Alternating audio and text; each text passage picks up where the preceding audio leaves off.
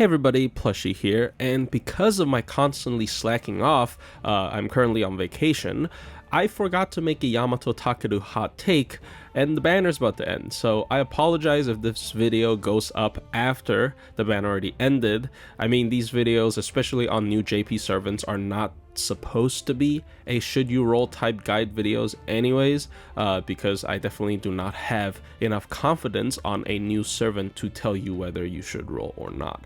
However, once again, I apologize. I definitely should have had this out about a week ago, and I hope you still enjoy, but without further ado, let's get into today's video on Yamato Takeru. So taking a brief look at Takeru's stats, he has very good attack stats. He has the second highest attack stat out of all sabers, only below Saber Ibuki, and we know sabers already generally have above average stats. So his face cards in terms of MP gain is not the best ever. You know, a 0.3% gain per hit on 4 hit arts and quick cards is just not great, especially that quick card is not going to be making you a lot of MP. The arts cards are not nearly as bad as it seems though, which we'll get into why in just a bit. This cards are pretty okay at generating stars, especially that 5-hit extra attack is pretty nice. Takeru's first skill is a one-time 3-turn Guts that revives him in 3000 HP, a 30 MP battery, and a 3-turn buff that allows him to get 25 MP whenever a friendly ally perishes. This skill has a 6-turn cooldown. So in a vacuum, this is not an amazing skill, right? So the Guts is not great, it's only a 3-turn duration, it's basically just a 30 MP battery in most cases. However, the skill allows some interesting synergies in farming. So the Guts allows him to have Tezcatli Polka synergy, where he double buffs anyone who has Guts on them. So it's pretty nice if you want to put him in the same team with Tez, which I am doing right now in JP. And also, the 25 MP gain whenever a friendly ally perishes is pretty interesting. In challenge quests, obviously this can help, especially if you are using like taunt fodders and whatnot in your composition. This can be pretty nice extra amount of MP charge. It will allow him to still get the MP back even without using his face card sometimes, but sometimes in farming as well, you can splash in characters like Habertrot to give him extra MP charge. Like Habertrot is a pretty nice unit just to give him 25 free charge, even if you just put her in a standard arts looping team, because she ends herself without having to use her MP. She's just a free 25 charge basically for Takeru. Obviously, you can also pair him with other units that can kill other units or kill themselves with their MP, such as Arash being a pretty nice partner with him for wave 1 clears as well, and Chengong. I don't actually think Chengong is that good of a teammate to him, because I think it's a little bit clunky from my personal experience, but definitely for like Habertrot and Arash, they have great synergy with Takeru. So this is a really interesting skill. Like once again, in a vacuum, it's not like super crazy good or anything, but it's pretty interesting, allows for very interesting team builds compared to other standard arts loopers. Takeru's second skill is a 50% anti-divine for 3 turns, a 50% anti-demonic for 3 turns, and a 30% crit up for 3 turns on a 6-turn cooldown. So this is an amazing skill. Now, if he doesn't hit any of the anti-traits, it's only a 3-turn 30% crit up, so it's nothing too crazy, but at the very least, it still has a base effect that is not horrible, but he has both anti-divine and anti-demonic, and they're actually separate. This means that he can hit both of these at the same time and get 100%. This raises his ceiling by a lot, especially these days for 90++. Anti-traits are a lot more important than they used to be. If he's able to hit either of these traits, or better yet, both of these traits, he can actually do very, very good damage, like borderline single target damage with his MP.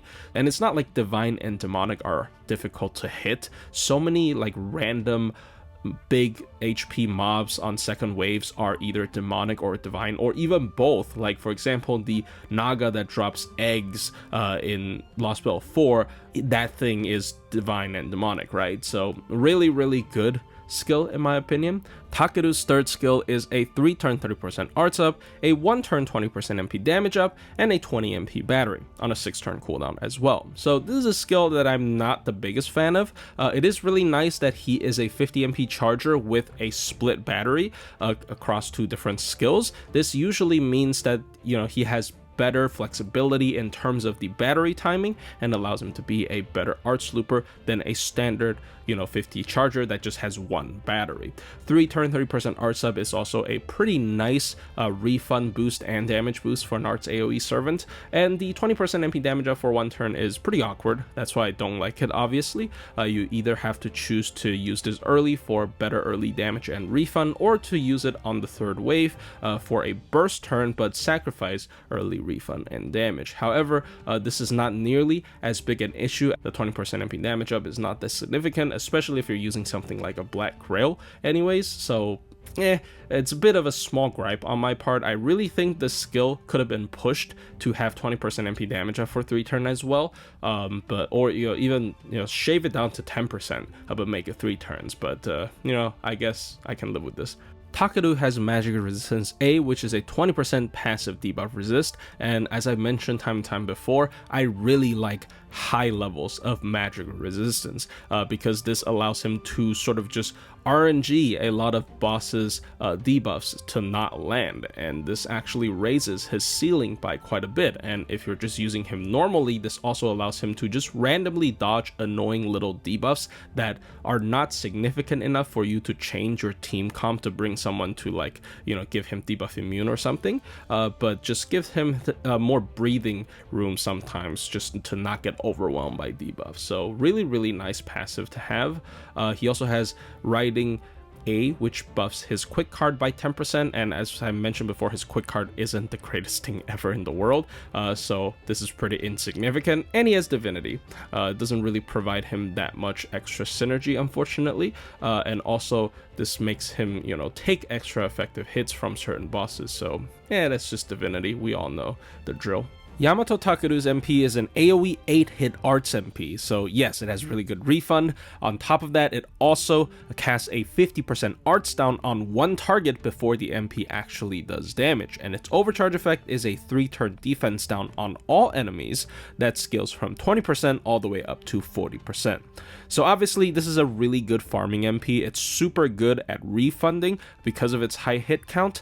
It also casts a 50% arts down before it actually does damage, further increasing its refund. And it might initially seem counterintuitive. Why would I want a single target debuff on an AoE servant? But then you realize the way they format farming nodes, especially for the final wave, is usually having 1 huge HP target and 2 smaller HP targets. So focusing your damage on 1 target on an AoE MP is actually really good. It's almost as if this MP is like a single target MP that does splash damage to the other 2 smaller targets. So I actually really like this. I think in most cases this is actually better than 3 separate smaller arts downs on all enemies, and obviously this happening before the MP does damage is really valuable. This is also why I said his arts cards are not nearly as bad, because as long as you follow an MP with his arts cards, all of them would get a base 50% boost, even if we don't consider anything else. So overall, super strong effect. Anything that is before damage is really good for an MP, especially an effect as big as a 50% arts down, which is basically a 50% arts up if you think about it. And the overcharge effect, it is after damage. It does not affect farming at all. However, for a challenge quest, this is a pretty good ramp up effect. 20% defense down on all targets every single time he MPs, which is going to be every single turn, to be honest, because of how good his refund is. Just overall ends up being a really solid MP. In terms of farming, I think Takeru is absolutely S tier, and there's a bunch of reasons behind that. So first and foremost, his refund's already insane, right? AoE 8-hit arts MP with a 50% single target arts down before damage. That gives him some of the highest refund numbers in the entire game. On the same level as characters such as Summer Melusine and Ptolemy. Now, Takeru can also easily loop 1/1/1 Lancers, and he might struggle against Berserkers as opposed to someone like Melusine and Ptolemy who can loop against 1/1 Berserkers. First of all, it's not like this is that important, because usually this is more for a flex. You can always just include 2 DPSs on your team in order to clear that kind of stuff. Or if you really want to force Takeru to loop 1/1/1 Berserkers, you can include Habertrot. Habertrot, whenever she triggers her 3rd skill and leaves the battlefield, Takeru gets 25 free charge, period. And that would actually allow him to loop 1/1/1 Berserkers. And that brings up to the second point, where he actually also works well with other DPSs if he's not the only DPS on the team. You can use people like Habertrot, like Arash, to clear 1st or 2nd waves even sometimes, and give him extra charge for the next wave. So that 1st skill actually works really well in multi-core farming with certain units. He also has the Guts that combos with Tez, obviously. That's once again what I'm using right now. And just in general, as an arts looper, he is very competent. Takeru also has 2 very common anti-traits, anti-divine, anti-demonic. Being able to hit both of them at once is just a plus, but in general, these 2 traits are very easily hittable in farming nodes, among servants and non-servants alike. So I really like this as well. He also has a split battery instead of a singular 50 MP battery, giving him even more flexibility in terms of the timing of using his MP charges. So once again, that MP single target art style matches up very well into how the game formats their farming nodes, because usually there is 1 big HP enemy and 2 little lackeys on the side, especially for wave 2 and wave 3. So Takeru is just a very competent arts looper that adapts really well in the modern quote-unquote meta, as much as I dislike using that word in a PvE game. In terms of challenge quest performance, on the surface, he doesn't have any of the specifically challenge quest gimmick countering stuff like invul pierce, defense ignore, buff removal, and whatnot, but that doesn't mean he's bad at challenge quests at all. In most cases, when you're using an arts servant in a challenge quest, what you're gonna be doing is still just looping their MP, and being a great MP looper means that he is going to perform just fine in challenge quests. Once again, his card gain is pretty crap, but it is still kind of salvaged if you do use his MP first and then following it up with his arts cards. He also has 2 super strong anti-traits that are P mods, meaning that it also extends to his face cards. So against divine or demonic, or divine and demonic enemies, he's going to be doing a lot of damage with both his MP and his face cards. I'll admit his 1st and 3rd skills are pretty lackluster for challenge quests. His 1st skill is almost always just a 30 MP battery, unless you're doing some form of like min turns, or you're including specifically servants that are meant to die off.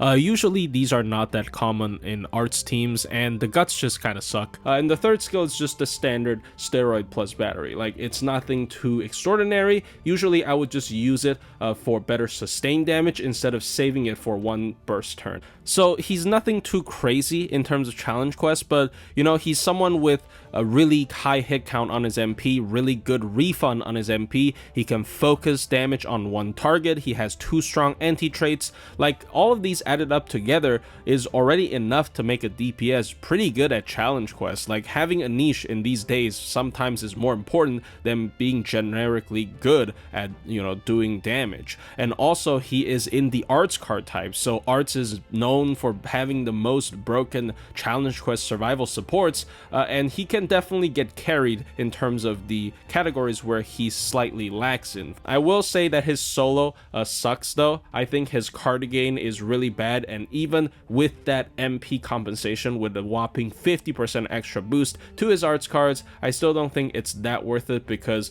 it just brings his card game back to normal standards. And also, he's bad with mighty chains, and he doesn't have any good survivals. He really needs to hit either or both of these anti-traits in order to be a good solo unit. So I want to wrap up this video by briefly comparing Muramasa to Takeru. I think in terms of farming, nobody has any doubt that Takeru is the way superior unit.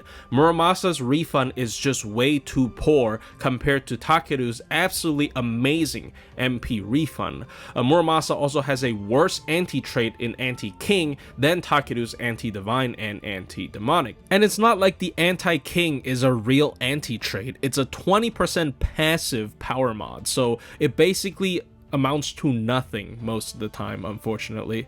And Takeru generally does better damage to the one relevant target than Muramasa as well. In my calculations, even if we give Muramasa all of the edges, where he ramps up for 3 turns and he uses his skill 1 on the 3rd wave compared to Takeru saving that skill 3 for the 3rd wave, Muramasa does about 3,000 more damage than Takeru, assuming the setup is double Castoria Black Grill, which is basically no difference because this setup specifically lets Muramasa win, but there might be another setup that allows Takeru to edge out by a little bit. So, you know, such a small difference in calculation, I would just chuck it up to, you know, being the same amount of damage. And if Muramasa have to do the absolute best to match up to Takeru's damage, that's just not great because he's not going to be able to do this.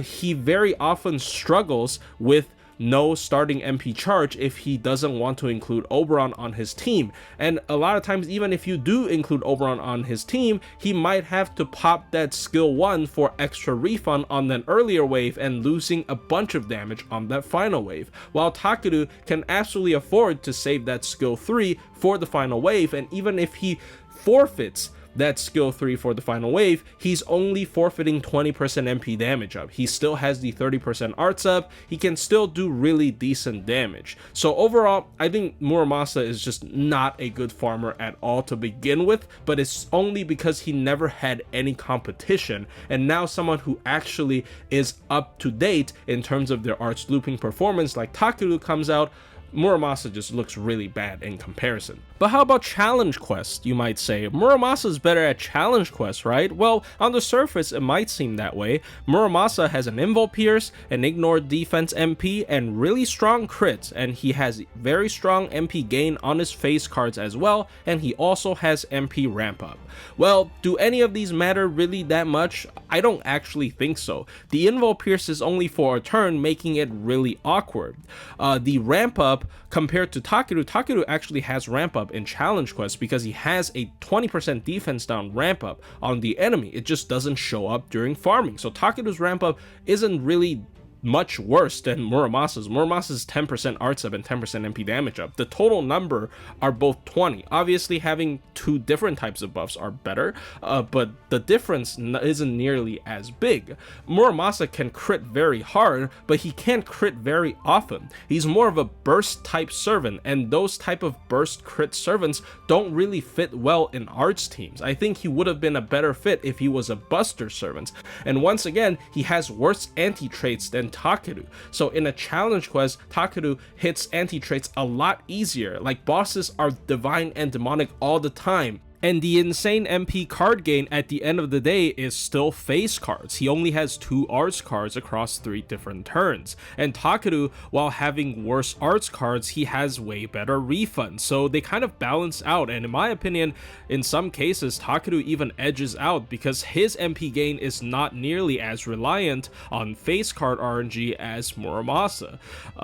The only thing I will give Muramasa is probably the Ignore Defense. I think that is a great utility that Takeru is not able to provide. So at the very least, he has this very special niche that really isn't that common amongst all servants even to this day. If you want me to pick one of them to use in a standard arts team for challenge quest, I would pick Takeru because I would be spamming my MP a lot easier than someone like Muramasa. And you know, if I don't need defense ignore and Invul Pierce especially, Muramasa's kit just becomes really lackluster even in challenge quests where he's supposed to have the advantage. So overall, I really think Takeru just beats Muramasa in almost every aspect, which is kind of sad. I guess Muramasa could really use a buff at this point, but yeah, that's just how this game is sometimes.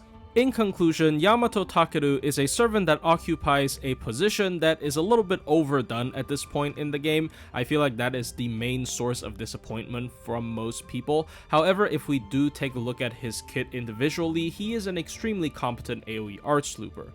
Considering the fact that arts AoE looping sabers are few and far between and neither of the other two can really compete with him. Also, the fact that he has two very strong anti-traits, I think he can still stand out as a pretty unique AoE arts looper despite having so many other arts loopers already available. Anyways, hope you guys enjoyed the video. I apologize for the super procrastination, but I hope this at least still entertained you a little bit during this short dead time before the Samurai Remnant collab. I'll see you guys in the next one.